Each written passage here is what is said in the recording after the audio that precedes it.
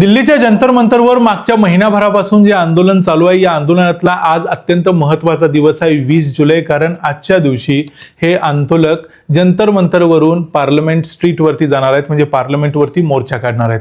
आता यामध्ये एकाच वेळेला अनेक गोष्टी घडत आहेत, जसं की अभिजित दिपके जे उपोषणाला बसले होते त्याचं काय झालं, त्यांनी असं समजतं की आजच त्यांचं उपोषण संपवलं. दुसऱ्या बाजूला सोनम वांगचुक देखील आपलं उपोषण संपवू शकतात अशी चर्चा आहे. सरकार देखील चर्चेला तयार झाले. JP नड्डांशी चर्चा होऊ शकते असं समजते. एका बाजूला जे आंदोलक आहेत ते पार्लमेंट स्ट्रीटवरती ऑलरेडी पोहोचलेले आहेत, त्यांच्यावरती अश्रुधुराच्या नळकांड्या फोडलेल्या आहेत, काही ठिकाणी लाठीचार्ज झालेला आहे. नेमकं या सगळ्या आंदोलनामध्ये काय काय घडतंय आणि कसं कसं घडतंय याची संपूर्ण अपडेट, कारण एकाच वेळेला खूप साऱ्या गोष्टी घडतायत. आता सध्या या वेळेपर्यंत दुपारी 2 वाजेपर्यंत काय काय घडलंय ते सगळं तुम्हाला आजच्या या व्हिडिओमध्ये सांगतो.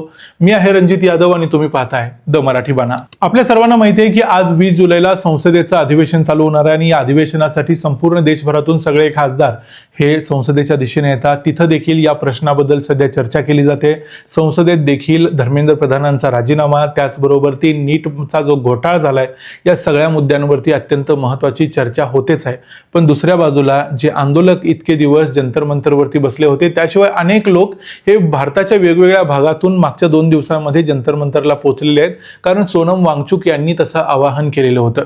या आवाहनानुसार हे सगळे लोक तिथं आलेले आहेत आणि आता असं समजतंय की हे जे सगळे लोक जंतर मंतरवरून निघाले होते त्यांनी अनेक ठिकाणचे जे बॅरिकेड्स पोलिसांनी लावलेले होते ते सगळे बॅरिकेड्स त्यांनी तोडलेले आहेत आणि ते पार्लमेंट स्ट्रीटवरती पोहोचलेले आहेत. पार्लमेंटच्या अगदी जवळ ते झालेले आहेत आणि त्यामुळं पार्लमेंटच्या जवळ तिथं अनेक ठिकाणी जे पार्लमेंटकडे येणारे रस्ते आहेत त्याचे गेट्स आता बंद केले जात आहेत, कारण पोलिसांना भीती आहे की हे सगळे आंदोलक पार्लमेंटमध्ये घुसतील की काय. कारण आंदोलक हिंसक होण्याची शक्यता वर्तवली जाते आणि ती का वर्तवली जाते तेही आम्ही तुम्हाला पुढे सांगू. पण मुद्दा असा आहे की आता सध्या पोलिसांनी अनेक ठिकाणी आंदोलकांच्यावरती लाठीचार्ज केलाय, त्यामध्ये काही लोक जखमी झालेत, त्याचे देखील फोटो व्हिडिओ येत आहेत. दुसऱ्या बाजूला काही ठिकाणी अश्रुधुराच्या नळकांड्या फोडलेल्या आहेत. या सगळ्या गोष्टी एकाच वेळेला आता सध्या जंतर मंतर ते पार्लमेंट या सगळ्या मार्गावरती घडतायत.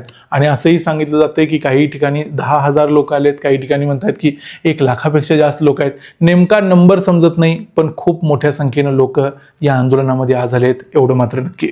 2 दिवसापूर्वी जेव्हा सोनम वांगचुक यांना सरकारनं पोलिसांनी उचललं आणि त्यांना सफदरजंग हॉस्पिटलमध्ये नेलं, त्यानंतर अभिजित दिपके जे कॉक्रोच जनता पार्टीचे अध्यक्ष आहेत त्यांनी देखील एक आमरण उपोषण चालू केलेलं होतं. पण त्यांचं आमरण उपोषण त्यांनी 2च दिवसात संपवलंय, कारण त्यांना स्वतः सोनम वांगचुकांनी सांगितलं की तुम्ही आमरण उपोषणाला बसू नका, तुम्हाला एनर्जी असण्याची गरज आहे. सरकारबरोबर पुढे जी चर्चा करावी लागेल किंवा हे जे आंदोलन आहे हे पार्लमेंटवरती जाणारं, या आंदोलनाला तुम्हाला लीड करावं लागेल, त्यासाठी तुमच्यामध्ये एनर्जी असणं गरजेचं आहे.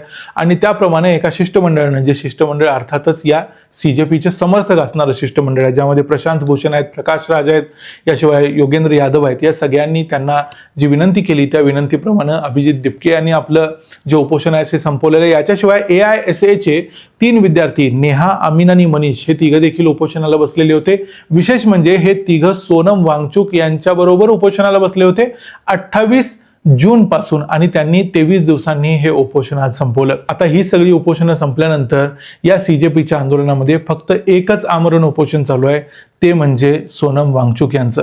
त्यांच्या उपोषणाचं सध्याची स्टेटस काय आहे ते मी पुढे सांगतो. पण इथे एक महत्त्वाची अपडेट अशी आलेली आहे, ती म्हणजे सरकार या आंदोलकांच्या बरोबर चर्चेला तयार झालेलं आहे, अशी अपडेट CJPचे जे प्रवक्ते आहेत सौरव दास यांनी दिली. सौरव दास यांनी सांगितलं की JP नड्डा जे केंद्रीय मंत्री आहेत ते चर्चेला तयार झालेले आहेत आणि त्याप्रमाणे मी आणि आशुतोष रांका असे 2 जण या चर्चेसाठी जाणार आहेत. आता सरकारने या अगोदर देखील DCPला चर्चेसाठी पाठवलेलं होतं. याच्याशिवाय त्यांनी अशी तयारी दाखवली होती की एखाद्या राज्यमंत्र्याला चर्चेसाठी आपण पाठवावं, पण या सगळ्या मागण्या CJPनं फेटाळलेल्या होत्या. CJPनं सांगितलं होतं की आम्हाला जर चर्चा करायची आहे तर ती आम्ही एखाद्या केंद्रीय मंत्र्याशी करू, कुठल्याही सामान्य मंत्र्याबरोबर आम्ही बोलायला तयार नाही. आणि त्यामुळं आता सध्या JP नड्डांनी ही जबाबदारी घेतलेली आहे. अर्थातच सरकारनं ठरवून त्यांना ही जबाबदारी दिलेली असणार आहे. त्यामुळे JP नड्डा नेमकं काय करतात आणि काय घडतं याच्याकडे आपलं लक्ष राहील. हा व्हिडिओ आम्ही दुपारी 2 वाजता आज करतोय. आज 20 तारीख आहे, 20 जुलै. हा व्हिडिओ जेव्हा येईल कदाचित तोपर्यंत ही चर्चा झालेली असेल, कारण सौरव दास यांनी सांगितलेलं की आम्ही चर्चेसाठी जातो आहोत. नेमकं काय काय घडतंय त्याच्यावर आपलं लक्ष राहीलच. याच्यामध्ये एक धोका असा वर्तवला जातोय, कारण अनेक आंदोलक जे इथं आलेले आहेत, या आंदोलकांचे इंटरव्ह्यू वेगवेगळ्या चॅनल्सवरती वेगवेगळ्या पद्धतीने येत आहेत. त्यामध्ये लोक हिंसक होण्याचा प्रयत्न करतात हेही दिसतंय. काही लोक म्हणताय की जेनझी प्रोटेस्ट जे बांगलादेशमध्ये झालं, नेपाळमध्ये झालं, तशा पद्धतीचं काहीतरी झालं पाहिजे, त्याशिवाय क्रांती होणार नाही, अशा पद्धतीची भाषा अनेक तरुणींच्या तोंडामध्ये दिसते आहे. आता या सगळ्या गोष्टींचा प्रॉब्लेम नेमका काय आहे लोकशाहीमध्ये? अशा प्रकारची क्रांती किंवा इतर गोष्टी, या गोष्टी देखील अत्यंत महत्त्वाच्या आहेत, कारण अशा गोष्टींच्यामुळं हे आंदोलन हिंसक होऊ शकेल आणि त्यामध्ये काही लोकांचा जीव देखील जाऊ शकतो. आणि अशा प्रकारचे काही स्क्रीनशॉट देखील आता सध्या व्हायरल होत आहेत, ज्यामध्ये या आंदोलनातलेच लोक म्हणतायत की काही लोक मेले तर बरं होईल, त्यामुळे या आंदोलनाला बळ मिळेल. अर्थात ही विचारधारा चांगली नाही, कारण आपण एका लोकशाहीमध्ये राहतो, आपल्यावरती इंग्रजांचं राज्य नाही. त्यामुळं कोणीतरी मेलं म्हणून त्याच्यातून फायदा होईल अशा प्रकारचं ऑपॉर्च्युनिस्ट व्ह्यू असता कामा नये. आता याच्यामध्ये सर्वात महत्त्वाची गोष्ट आहे ती म्हणजे सोनम वांगचुक यांचं काय. तर सोनम वांगचुक सध्या आहेत सफदरजंग हॉस्पिटलमध्ये दिल्लीमध्ये, त्यांना तिथे ॲडमिट केलेलं आहे. त्यांच्याबरोबर त्यांच्या पत्नी गीतांजली अँगमो देखील तिथं आहेत. सोनम वांगचुक यांनी सांगितलं की ते सध्या व्यवस्थित आहेत आणि त्यांना जर सरकारनं परमिशन दिली तर ते या पार्लमेंटकडे जाणाऱ्या, संसदेकडे जाणाऱ्या मोर्चामध्ये सहभागी होऊ इच्छितात. अर्थात सरकारने त्यांना तशी परमिशन दिलेली नाही. गीतांजली अँगमो यांनी असा दावा केला आहे की हे जे हॉस्पिटलमध्ये सरकारने त्यांना ठेवलं आहे ही एक प्रकारची कैदच आहे, ही एक प्रकारची अरेस्टच आहे जी सरकारने केली आहे, कारण त्यांना कोणत्याही प्रकारचं स्वातंत्र्य नाही. अर्थात त्यांचं उपोषण त्यांनी संपवलेलं नाही, पण त्यांनी एक अट घातलेली आहे की जर सरकार या सगळ्या गोष्टींची, नीटचा जो घोटाळा झाला आहे याची जबाबदारी घेत असेल, अकाउंटेबिलिटी फिक्स करत असेल, तर ते आपलं उपोषण मागे घ्यायला तयार आहेत. त्यांची दुसरी एक अट आहे याच्यामध्ये की सरकारच्या कुठल्या तरी एका जबाबदार मंत्र्यानं किंवा जबाबदार व्यक्तीनं याबद्दल येऊन वांगचुक यांच्याबरोबर चर्चा करावी. आता इथं एक महत्त्वाची गोष्ट ही आहे की जे.पी. नड्डा जर सौरव दास आणि आशुतोष रांका यांच्याबरोबर चर्चेला तयार असतील तर जे.पी. नड्डा डेफिनेटली सोनम वांगचुक यांच्याबरोबर देखील चर्चेला तयार होतील, कारण सोनम वांगचुकच आता सध्या काहीही म्हटलं तरी CJPचे नेते आहेत.